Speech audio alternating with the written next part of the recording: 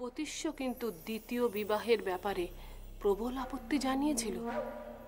প্রমাণ করতে চেয়েছিল ঐশিকার প্রতি তার অমোঘ প্রেম।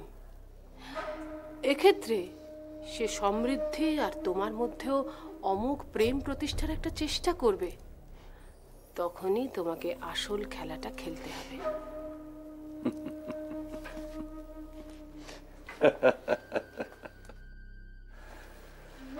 প্রেম, অমোঘ প্রেম। সম্ভবত সমৃদ্ধিও জানে যে তার আর আমার মধ্যে কতটা প্রেম অবশিষ্ট আছে, আর তাই খেলাটা জটিল হয়ে রয়েছে মহানবা। জটিল অথচ মজাদার। সমৃদ্ধি জানে, সম্ভবত উপতিষ্য, কিন্তু ওরা তোমার সামনে সেটা প্রকাশ করতে পারবে না। আর তখনই তোমাকে তোমার খেলাটা খেলতে হবে। তাহলে বলছেন কাল সকালেই বরুণী আর দাদা আমার সঙ্গে কথা বলতে আসবেন? সম্ভবত। আর সেজন্যই বলছি মহানবা, তুমি প্রস্তুত থেকো, যাতে কোনো রকম কোনো ভুল ভ্রান্তি না হয়।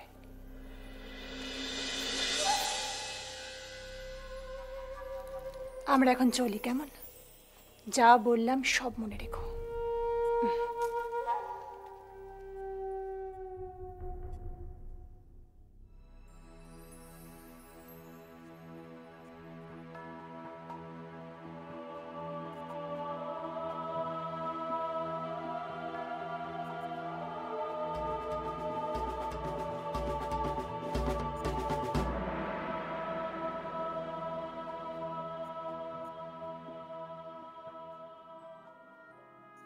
রাজিমা বারবার অপমানিত হয়েছে। কর্ণিমা তাকে অপমান করার কোনো সুযোগই হাতছাড়া করেননি। এদিকে ভাই কাকা দ্বিতীয় বিবাহ মানে ঋদ্ধিমনের অপমান, আর তাছাড়া বাবার ওপরেও আক্রমণ হয়েছে। এই অবস্থায় প্রাসাদে আমার বাবা মা কতটা নিরাপদ তা কে জানে। না, অবস্থা একদমই অনুকূল নয়।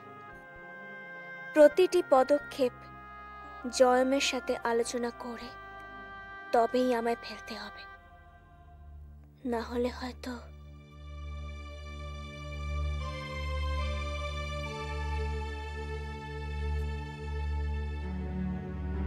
খনা খনা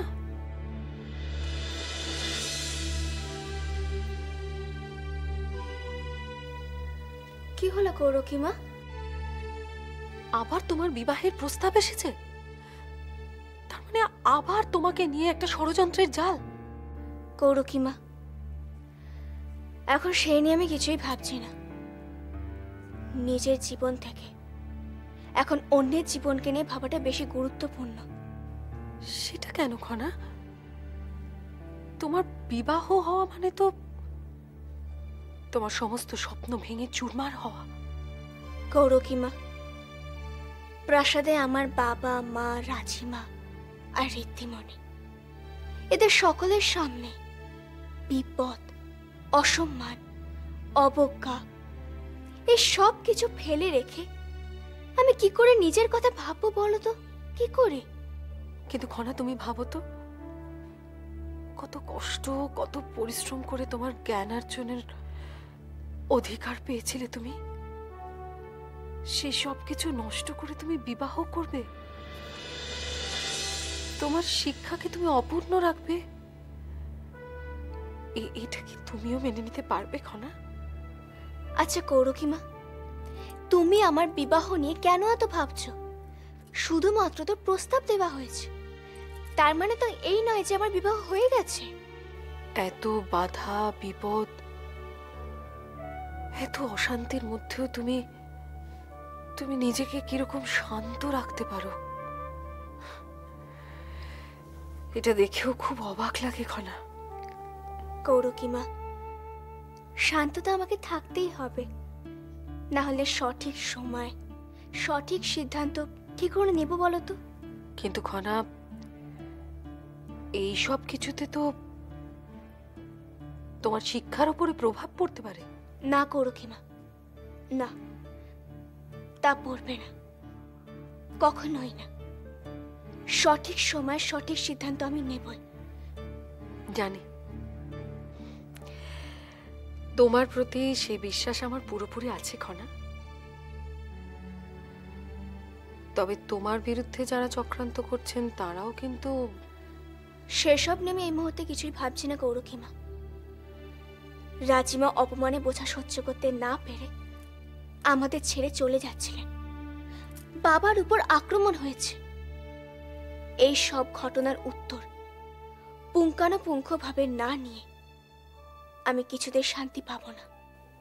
হ্যাঁ হ্যাঁ, রাজিমার সঙ্গে সত্যিই অন্যায় করা হয়েছিল, কিন্তু কিন্তু খনা তুমি কিভাবে সেটা। যেভাবেই হোক না কেন আমি একটা না একটা ব্যবস্থা করবই, যাতে কোনো দিনও কখনোই এরকম ঘটনা না ঘটে।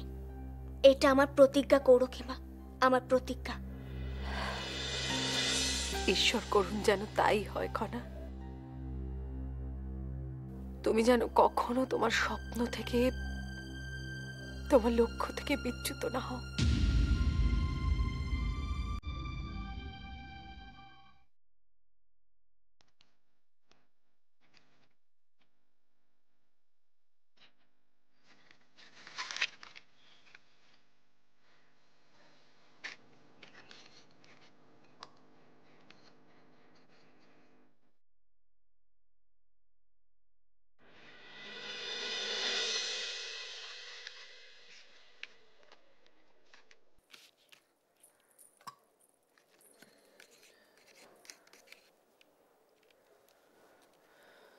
কি ব্যাপার, তুমি কখন এলে?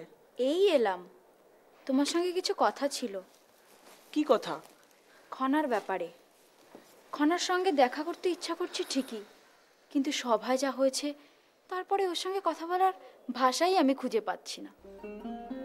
তাই এই কথা আমাকে বলছো কেন? তার মানে খনা সম্পর্কিত কোনো কথা আমি তোমাকে বলতে পারবো না? না না, সেটা আমি বলিনি, কিন্তু আমাকে বলে লাভ কোথায়? লাভ ক্ষতির কথা এখানে কেন আসছে মিহির? সভায় প্রস্তাব এসেছে, খনার বিবাহ দেওয়া অতি আবশ্যক।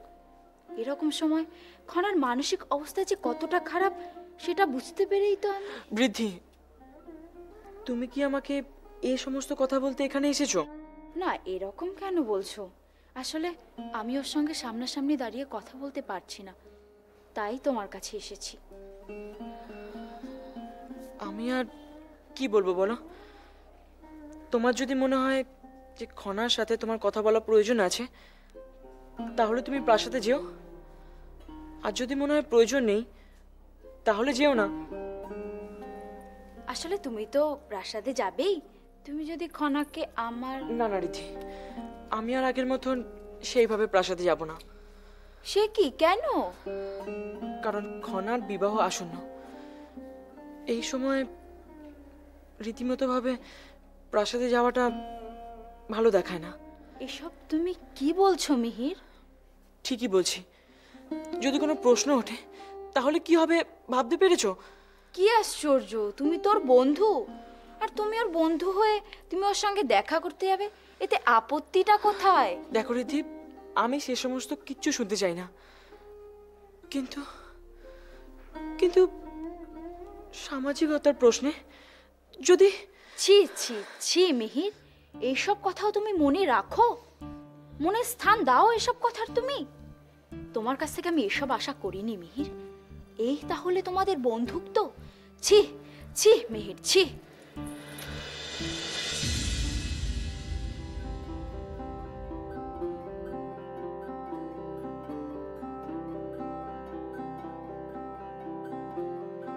সমৃদ্ধির জন্য আমার সত্যি খারাপ লাগছে গৌরকি।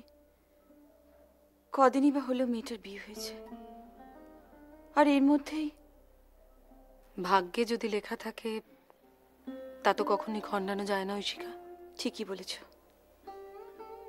কিন্তু ভাগ্যের সাথে সাথে আমাদের বিরুদ্ধে যে এক মারাত্মক ষড়যন্ত্র চলেছে। সেইটাই তো চিন্তার কথা।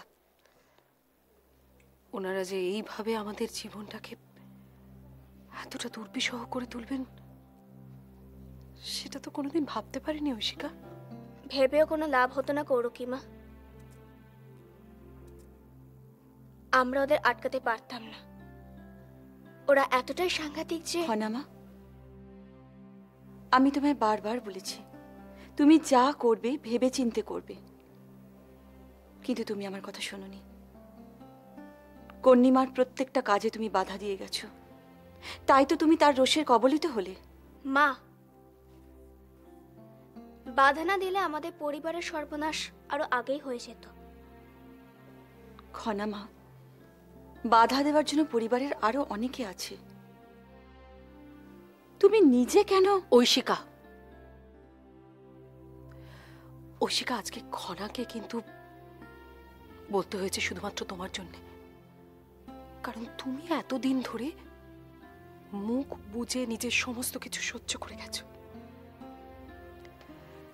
একটাবার ভেবে দেখো তো, আজ যদি তুমি সরব হতে, তাহলে তাহলে কি এরকম দিন দেখতে হতো? হয়তো সমৃদ্ধির জীবনটা অন্যরকম হতো। কৌরকি, আমি প্রতিবাদ করলেও কোনো ফল হতো না। ওনারা যা মনস্থির করেন ওনারা তাই করেন। দেখলে তো, খনা জয়দ্রথ কম তো প্রতিবাদ করলো না। তারা কি কর্ণিমাকে আটকাতে পারলেন?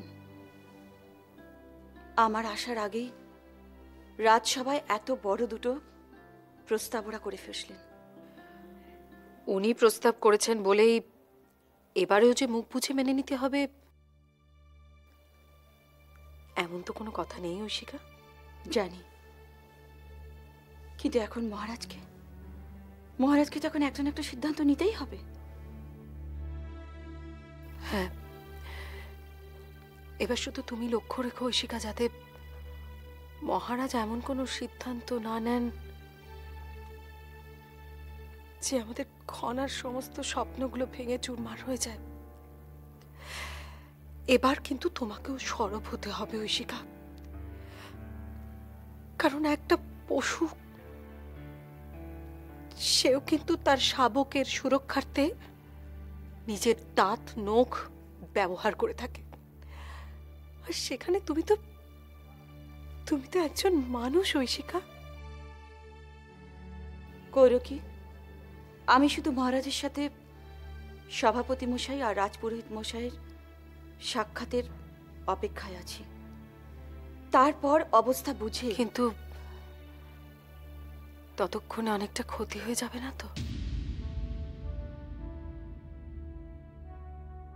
না ঐশিকা, না, আমি কিন্তু খনার এত বড় ক্ষতি কিছুতেই হতে দেব না। কৌরকি, এখনই এতটা বিচলিত হোস না, আমার উপর বিশ্বাস রাখ। আমি নিশ্চয়ই একটা। না ঐশিকা, না, আমি তোমাকে এখনো বলছি, ওদের দয়া করে তুমি আটকাও, না হলে আমি কিন্তু খনাকে নিয়ে এখান থেকে পালিয়ে যাব।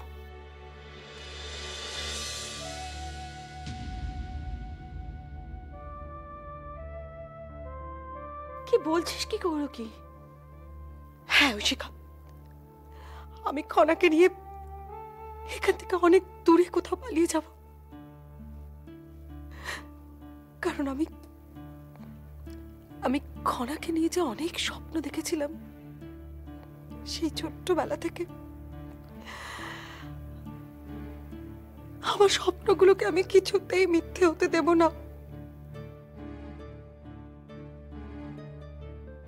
আমার স্বপ্নগুলো মিথ্যে হয়ে যাওয়া মানে যে খনার জীবনটাই শেষ হয়ে যাওয়া।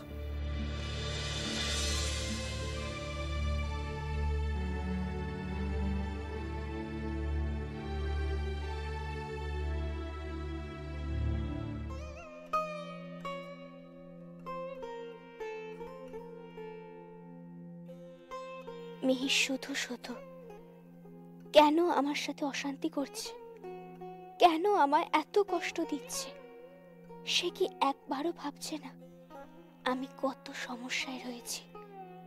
তার কথাগুলো যে আমার আরো কষ্ট বাড়িয়ে দিয়েছে।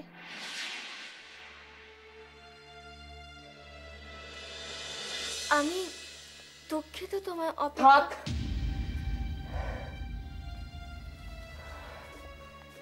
বিশেষ কোনো কিছু শোনার আমার কোনো প্রয়োজন নেই খনা। এভাবে বলছো কেন মিহির? আমি তোমাকে অপেক্ষা করাবার জন্য সত্যি দুঃখিত। সত্যি কি তাই? আজকাল তুমি আশ্রমে যেতে খুব বিলম্ব করো খনা। আর এই তুমি কি না একদিন শিক্ষা অর্জনের অধিকারের জন্য এত শ্রম করেছিলে? সত্যি মিহির, তুমি কি বলতে চাও বলো তো? স্পষ্ট করে বলো আমাকে। আমি কিছু বলতে চাই না খনা। গুরুজনদের নির্দেশে আমাকে রোজ প্রাসাদে এসে তোমায় আশ্রমে নিয়ে যেতে হয়, আর এটা আমার কাছে দিন দিন বিরক্তির কারণ হয়ে উঠেছে। মাঝে মাঝে মিহির এমন করে যে মনে হয় জীবনে আর কোনো দিনও তার মুখ দেখব না। কিন্তু সে যা করে করুক, আমায় আমার কাজটা করতেই হবে। রাজপুরোহিত মশাইয়ের অনুরোধটা রক্ষা করতেই হবে।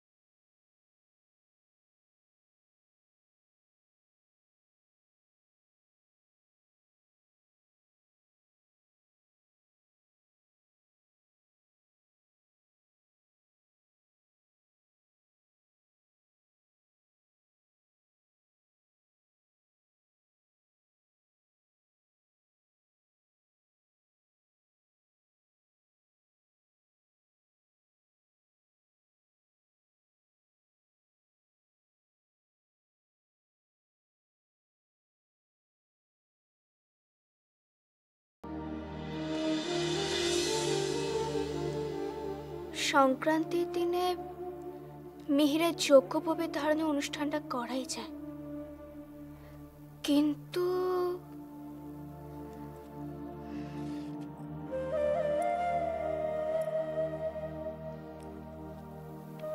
কিন্তু